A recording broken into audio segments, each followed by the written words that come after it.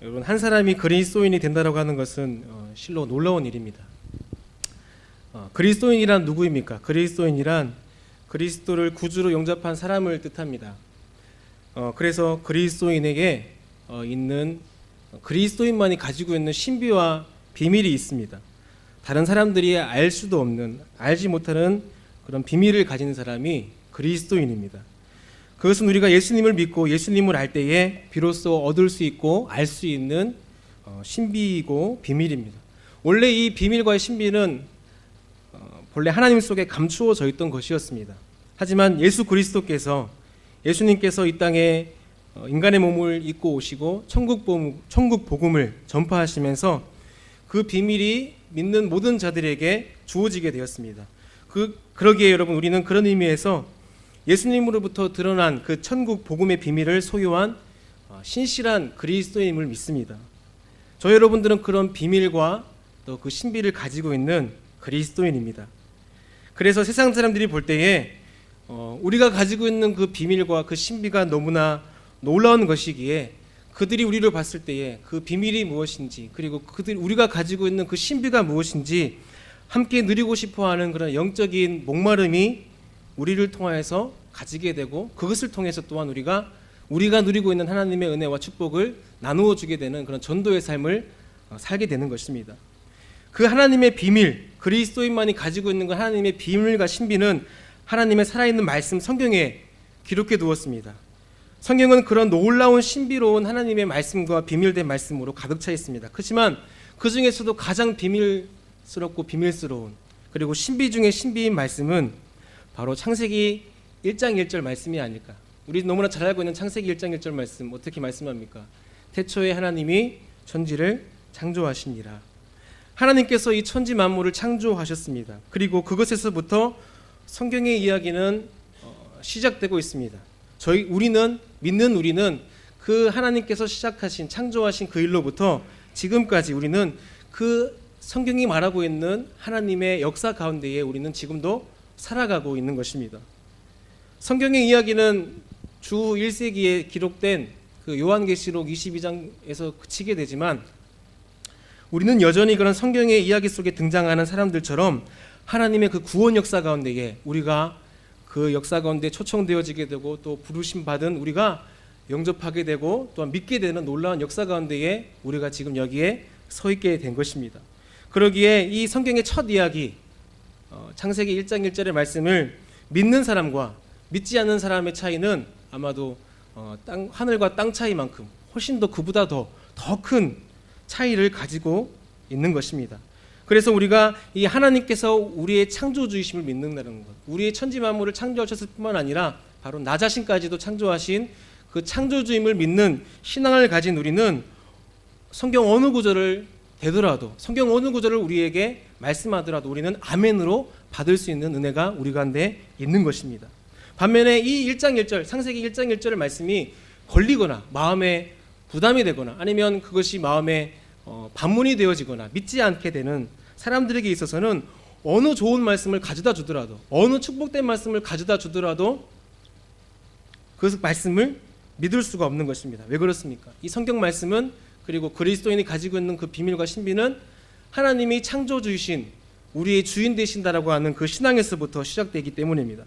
그러기에 하나님께서 우리를 창조하셨고 만드셨을 뿐만 아니라 지금도 그 창조의 능력으로 우리를 이끌어 가시는, 우리를 구원으로 인도하시는 그 능력의 하나님께서 우리와 함께 하시는 그 놀라운 은혜 가운데에 우리가 있다라고 하는 것, 우리가 그 은혜 그리고 그 인도하심 따라서 우리가 살아간다라는 것, 그 믿음이 우리가 가지고 있는 그리고 신비와 비밀의 가장 기초이며 든든한 반석임을 믿습니다.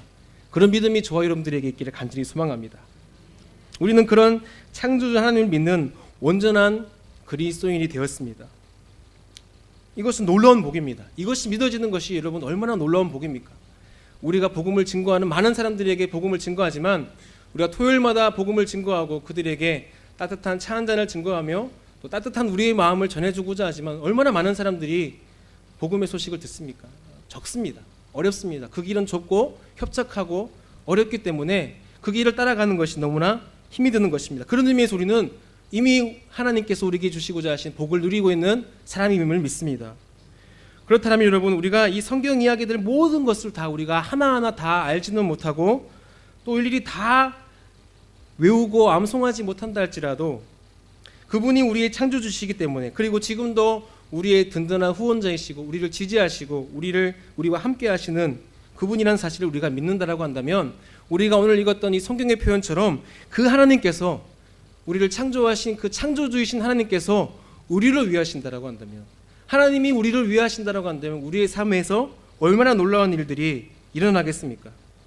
때로는 우리가 모자라는 것도 많고 또 실수도 하기도 하고 또 때로는 하나님 앞에 범죄하기도 하고 죄를 저지르기도 하고 또 오만방자하게 그렇게 우리의 갈 길대로, 우리의 제갈길로 나아가는 양들처럼 그렇게 우리가 제갈길을 가는, 내가 그런 나를 안다라고 할 때에 그럼에도 불구하고 하나님이 나를 위하신다라고 한다면 우리에게 어떤 일들이 일어나겠습니까? 오늘 말씀을 통해서 바울은 간절하게 소리 높여서 이야기하고자 하는 것이 그 하나님의 사랑이 우리를 위하시고 계시다라는 것을 소리 높여 우리에게 말씀해 주고 있습니다. 여러분, 우리가 읽었던 이 로마서 8장 31절에서 39절 말씀은 이 성경에서 꼽을 수 있는 하나님의 사랑에 대한 찬가, 말 그대로 하나님의 사랑에 대한 찬양시입니다. 고백입니다.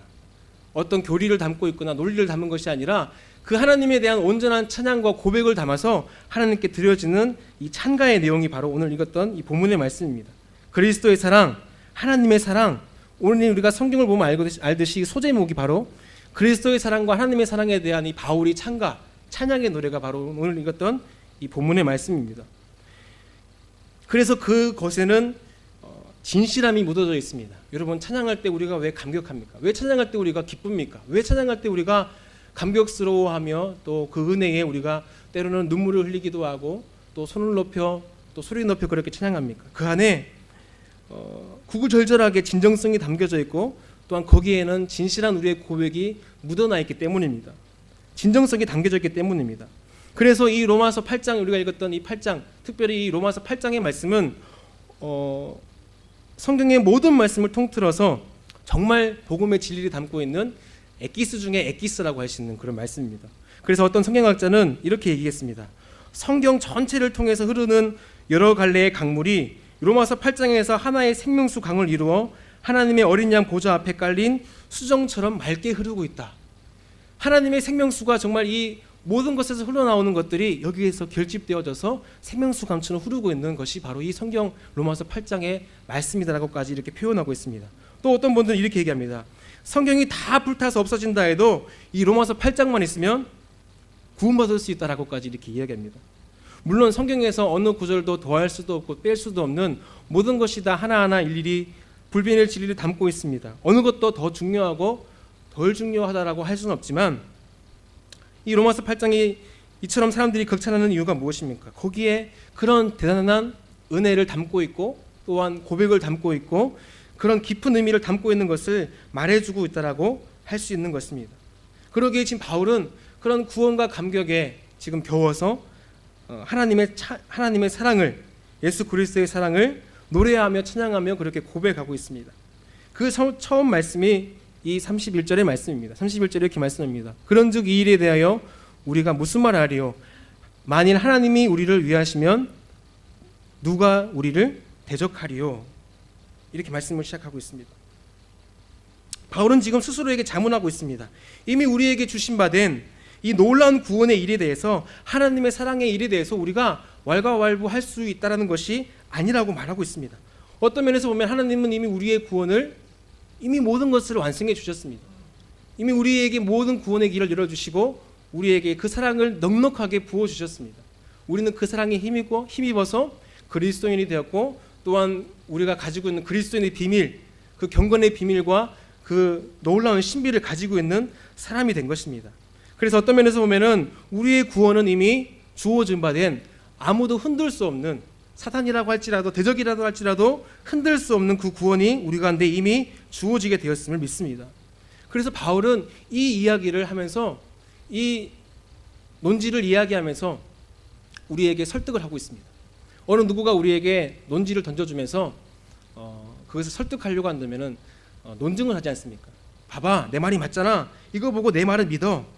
라고 이렇게 논지를 설득할 만한 증거가 필요하잖아요. 그래서 바울은 지금 계속해서 우리에게 그 하나님의 사랑에 대한 믿음의 선포를 하면서 그 하나님께 사랑에 대한 증거의 말씀을 계속해서 이어가고 있습니다. 그래서 바울은 지금 오늘 이 말씀을 통해서 세 가지 하나님의 사랑에 대한 증거의 말씀을 우리에게 논증하고 있습니다. 첫 번째가 무엇입니까? 첫 번째는 32절에 나오는 것처럼 하나님은 우리에게 아들을 아끼지 아니하고 우리에게 내어주셨다라고 하는 것입니다. 하나님은 아들을 우리에게 주셨습니다. 하나님의 아들, 독생하신 그 아들을 우리에게 내어주셨다라고 하는 것입니다. 그래서 성경에서는 바울이 자기 아들도 우리에게 내어주신 분인데 그 아들과 함께 모든 것을 우리에게 주시지 않겠느냐라고 이렇게 말씀하고 있습니다. 여러분, 어느 부모라고 하더라도 자식을 돈 1,000억 원 내가 준다고 하더라도 자식과 바꿀 수 있는 부모는 아마 없을 것입니다. 모르겠습니다. 요즘은 너무나 세상이 좀 각박해져서 그런 부모가 혹 1,000에 하나, 만에 하나 나올지는 모르겠습니다. 하지만 온전한 부모님이라고 한다면 자녀를 돈으로 바꾸진 않습니까? 왜 그렇습니까? 존재의 값은 매길 수도 없고 매길 수도 안 되고 대신할 수 없는 가치 있는 것이기 때문입니다. 여러분, 세상에 가치 있는 것은 대부분 공짜입니다. 우리가 누리고 있는 모든 가치 있는 것들은 다 공짜입니다. 우리는 공기를 공짜로 마시고 있습니다. 그리고 사랑도 공짜입니다. 사랑도 우리가 거저줄 수 있습니다. 우정도 또한 거저받을 수 있습니다. 우리들의 부모님도 또한 공짜로 받았습니다. 우리 중에 어느 누구도 우리의 부모님을, 내 사랑하는 부모님을 내가 얻기 위해서 노력하고 애쓴 사람은 아무도 없습니다. 하나님의 선물로 우리가 우리 가정 안에 우리 부모님을 주시고 또한 우리의 자녀들도 또한 우리에게 공짜로 주셨습니다. 그럼에도 불구하고 우리는 하나님의 사랑, 그 사랑을 이야기할 때에 우리는 그 가치를 매길 수 없는 그 하나님의 사랑을 이야기할 때 하나님께서 오늘 말씀하실 때에 내가 내 아들도 아끼지 아니하고 내가 너에게 주었다라고 말씀하고 있습니다. 그것은 무엇입니까? 내가 아들도 너에게 주었으니 그보다 더 모든 것들도 다 너에게 주겠다라고 하는 믿음의 선언인 것입니다. 그 이상 줄 수도 없는 아들을 주신 분께서 무엇을 더 주시지 않겠느냐라고 말하며 바울이 지금 하나님의 사랑을 반증하고 있는 것입니다. 무언가 우리에게 바라고 주실 것이라면은 주시지 않을 것입니다. 내가 조건이 갖추어지게 되고 내가 어떤 화려한 내가 세상에서 얘기하고 있는 어떤 그런 조건이 갖추어졌을 때에 하나님께서 우리가 주셨다라고 한다면 그것은 은혜가 아니라 대가입니다. 대가는 어떤 조건을 충족했을 때 받을 수 있는 것입니다. 하지만 하나님은 우리에게 이미 우리가 원수 되었을 때에도 하나님을 알기 훨씬 더 이전부터도 하나님은 우리에게 아들을 주셨습니다. 2000년 전에 일어났던 그 하나님의 내어주신 그 십자가의 사랑은 오늘도 여전히 우리 가운데 넘치게 되는 줄 믿습니다. 그러기에 우리가 받은 그 사랑은 거저받은 하나님의 놀라운 사랑임을 여러분 믿으시길 바랍니다. 성경에서 이 말하기를 우리가 아직 죄인 되었을 때에 그리스도께서 우리를 위하여 죽으심으로 하나님께서 우리에 대한 자기의 사랑을 확증하셨느니라. 아멘. 그 확증된 사랑이 오늘 우리에게 주시고자 하시는, 우리를 위해 하시는 하나님의 사랑이며 우리를 위해 내어주신 그 그리스도의 사랑임을 여러분 믿으시길 바랍니다. 그래서 하나님의 사랑은 무조건입니다. 무조건. 우리 지난 경연 때 청년들이 나와서 몸을 흔들며 격렬하게 찬양했던 그 무조건, 무조건. 하나님의 사랑은 우리에게 무조건이라는 것입니다. 하나님의 사랑을 받은 사람에게는 그에 따른 믿음의 반응도 또한 우리에게 필요하겠죠. 우리가 받은 것이 너무나 소중한 것임을 우리가 안다라고 한다면, 우리가 받은 것이 가치를 매길 수 없는 그런 소중한 것이라는 것을 우리가 안다라고 한다면 마땅히 우리가 드려야 될 우리의 삶의 반응은 당연히 있습니다. 하지만 하나님의 사랑은 우리는 조건 없이 무조건으로 받았습니다. 예배 드릴 때에 우리가 누릴 수 있는 것이 무엇입니까? 찬양할 때에 우리가 고백하는 것이 무엇입니까? 그렇게 거저주신 하나님의 사랑이 너무나 크고 놀랍기에 하나님, 우리가 우리의 마음을 드립니다. 우리의 정성과 우리의 물질과 우리의 헌신과 우리의 기도를 주님께 드립니다. 이런 고백으로 우리가 하나님께서 우리 가운데 제정하신 몸된 교회를 섬기며 또한 헌신의 자리로 나아가는 그런 선순환의 믿음의 열정들이 우리 가운데 넘쳐나게 되기를 간절히 소망합니다. 두 번째 하나님께서 우리 가운데 주신 증거는 하나님은 이미 우리를 의롭게 하셨다라고 하는 것입니다. 33절에 이렇게 말씀하고 있습니다. 누가 능히 하나님께서 택하신 자들을 고발하리요? 의롭다 하신 이는 하나님이시니 누가 정죄하리요? 죽으실 뿐 아니라 다시 살아나신 이는 그리스도 예수시니 그는 하나님의 우편에 계신 자요 우리를 위하여 간구하시는 자신이라. 아멘. 하나님께서는 이미 우리를 의롭게 여겨주셨습니다. 하나님께서 우리를 먼저 의롭게 여겨주셨습니다. 우리가 그의 사랑을 받을 수 있는 조건도 너무나 부족하고 너무나 그 기준에 미달함에도 불구하고 하나님은 이미 그리스도의 사랑을 통해서 우리에게 그 사랑을 부어진 바 되었습니다. 우리는 그 사랑을 예수 그리스도의 옷을 입은 우리의 속사람은 아직도 여전히 하나님께서 보시기에 너무나 부족하지만 하나님은 이미 우리를 그렇게 예수님의 옷으로 입혀주시고 내가 너를 의롭단다, 내가 너를 사랑한단다, 이미 우리 가운데에 부어주신 그 사랑, 그 의롭게 하신 그 은혜, 이미 그것을 우리 가운데 부어주셨기에 우리가 드려야 될 것은 마음이 없는 예배가 아닙니다. 마음이 없는 예배, 고백 없는 찬양, 간절함 없는 기도, 이 모든 것들은 하나님께서 받으시지 않는 우리의 겉모습에 불과합니다. 하나님께 드려질 것이 무엇입니까? 하나님의 은혜가 우리 가운데 부어졌을 때에 하나님이 제가 생각나게 하시거든 회개하고 기쁨을 주시면 기뻐하고 감사의 마음이 들면은 감사하며 하나님께 드리는 것입니다. 더 드릴 것이 없어서 하나님 저희 물질까지도 내 마음까지도 내 시간까지도 내가 주님께 드려지기 원합니다. 그런 마음으로 우리가 하나님께 우리의 것을 드리는 것이 바로 우리의 신앙이며 우리 그리스도인이 간직하고 있는 비밀이며 경건의 비밀이며 신비임을 믿습니다. 그것들이 이런 우리의 어떤 헌신들과 우리가 주님께 드려지는 그런 드림들이 우리가 드리는 온 예배 가운데에 이 신을주일교회 가운데 드리는 온 예배 가운데에 가득 차게 되는 은혜가 저 여러분들에게 되기를 간절히 소망합니다. 우리 가운데 주시는 그런 말씀이 우리 가운데에 떨어지게 될 때에 하나님께서 기름 부으신 그 목사님을 통해서 우리 안에 말씀이 주어지게 될 때에 그래서 때로는 우리가 하나님으로부터 의로워지려는 어떤 우리의 시도들을 다 내려놓고 그저 그 말씀 가운데에 우리가 잠잠히 나아가서 그 말씀이 나를 주장하시도록 그 말씀이 나에게 생명으로 경험되어지도록 잠잠히 머물면서 은혜 가운데 우리가 충만하게 그 주님의 사랑을 경험하고 그 비밀을 우리가 다시 한 번 더 확인하게 되는 그런 놀라운 은혜들이 매일매일마다 가득하게 되기를 간절히 소망합니다. 우리에게 주신 세 번째 증거는 가장 중요한 증거입니다. 바로 예수 그리스도께서 죽으셨다가 다시 살아나신 것입니다. 우리 34절 말씀을 다 같이 다시 한 번 더 읽도록 하겠습니다. 34절 말씀입니다. 시작. 누가 정죄하리요? 죽으실 뿐 아니라 다시 살아나신 이는 그리스도 예수시니 그는 하나님 우편에 계신 자요 우리를 위하여 간구하시는 자신이라. 아멘. 누가 우리를 정죄하리요? 바울이 지금 이야기하고 있습니다. 우리의 대적까지도 우리의 대적인 사단까지도 우리를 정죄할 수 없는 이유가 무엇입니까? 우리를 위해서 죽으신 그분께서 죽으실 뿐만 아니라 다시 살아나셨기 때문에 주님께서 우리의 죄를 대신해서 죽으신 그 죽음에 머물러 있는 것이 아니라 그분은 죽음을 이기고 승리하시고 부활하신 주님이시기에 우리에게 당해내어진 모든 두려움도 그 앞에서 무릎을 꿇게 되고 소멸해지게 되는 것입니다. 여러분, 우리에게 주어진 두려움의 근원이 무엇입니까? 우리는 설명할 수 없는 두려움들이 우리 삶 가운데 있습니다. 어린아이에서부터 어린아이는 뭐가 두려울까요? 부모님으로부터 떨어지는 것에 대한 두려움이 있겠죠. 조금 더 커서 학생이 되고 또 청년이 되면은 또 마땅히 들어가야 될 곳에 들어가지 못하는 순리대로 되어져야 될 일이 혹여나 내가 거기에서 멀어지게 될까에 대한 어떤 그런 두려움들이 있습니다. 성인이 되면은 많은 두려움들, 우리가 형용할 수 없는 많은 두려움들이 우리의 삶 가운데에 자리 잡고 있습니다. 그렇지만 세상에 주는 두려움들 중에 그 근원들 중에 가장 두려운 두려움의 근원은 바로 죽음에 대한 두려움입니다.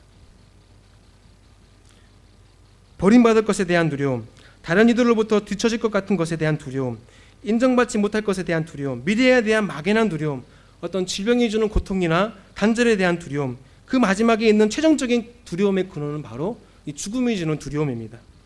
죽음은 단절이기 때문입니다. 죽음은 소망 없음을 뜻하기 때문입니다. 죽음은 딱딱해져서 굳어져 버리는 것입니다. 그래서 우리가 당해내어진 모든 두려움의 근원에는 항상 이 죽음에 대한 두려움이 있습니다.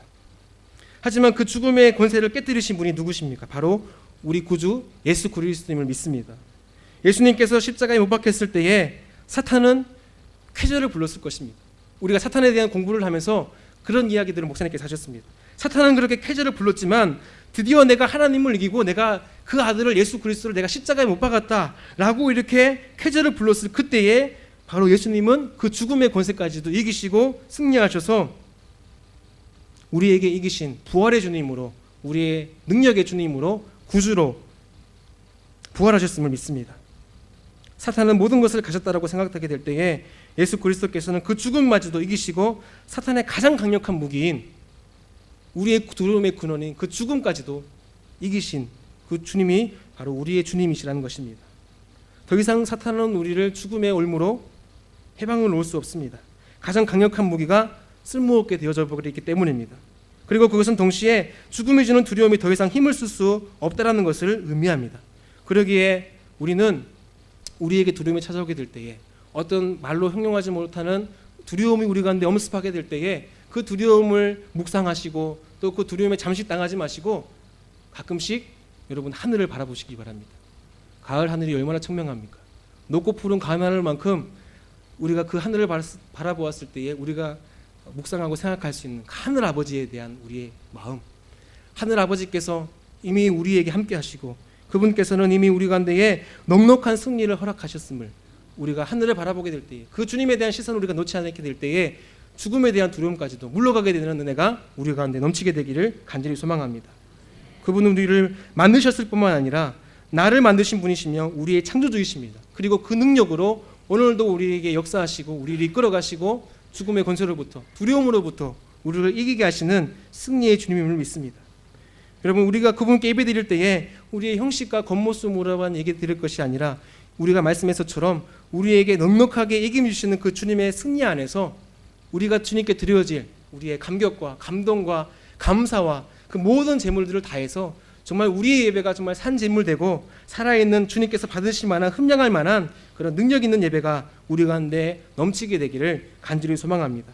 그렇게 우리가 그 하나님의 능력을, 그 사랑을, 그 비밀과 그 신비를 우리가 누리고 알게 되고 또한 감사를 누리게 될 때에 우리는 그렇게 바울과 같이 이렇게 노래할 수 있을 것입니다. 우리 마지막 37절에서 39절 말씀을 우리가 곡조 있는 찬양은 아니지만 그의 적 바울이 이 말씀을 기록하며 느꼈을 그 감동과 그 감격을 가지고 그렇게 바울이 꾹꾹 마음을 눌러 담아 찬가를 드렸던 그 마음으로 우리가 우리 37절 39절 말씀을 힘있게 우리 말씀을 봉독하도록 하겠습니다. 37절입니다. 시작.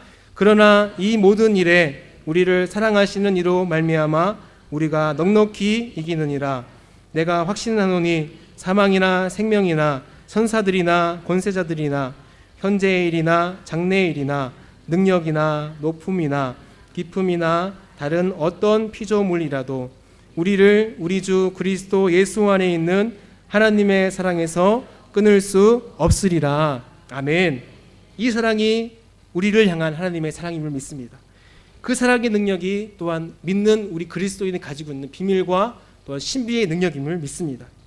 그래서 우리가 넉넉하게 이김 주시는 그 주님의 승리 안에서 우리의 매일의 우리의 삶이 주님께 드려지는 향기로운 예배가 되며 우리의 예배가 더욱더 힘있게 주님께서 드려질 만한 산제물이 되는 산제사가 되는 은혜를 누리시는 복된 교회 여러분들의 삶 되기를 간절히 소망합니다. 기도하겠습니다. 하나님, 우리도 바울처럼 그렇게 주님을 찬양하기 원합니다. 우리에게 승리를 주시고 이김 주시는 주님을 날마다 우리의 마음을 담아서 우리의 삶으로 주님께 드려지는 산제사로의 삶을 살아가는 은혜를 우리 가운데 하나님 허락하여 주시옵소서. 누가 우리를 정죄하겠습니까? 누가 우리를 하나님의 사랑에서 끊을 수 있겠습니까? 그 주님의 사랑이 우리를 향하고 그 주님의 사랑이 예수님 안에서 우리 가운데 부어진 바 된 그 주님의 사랑 안에서 능력 있게 하나님의 일을 감당하며 쓰임받는 헌신하는 우리 모든 복된 신월주일교회 성도님들이 삶이 되어질 수 있도록 하나님 은혜를 베풀어 주시옵소서. 감사드립니다. 예수님의 이름으로 기도드립니다.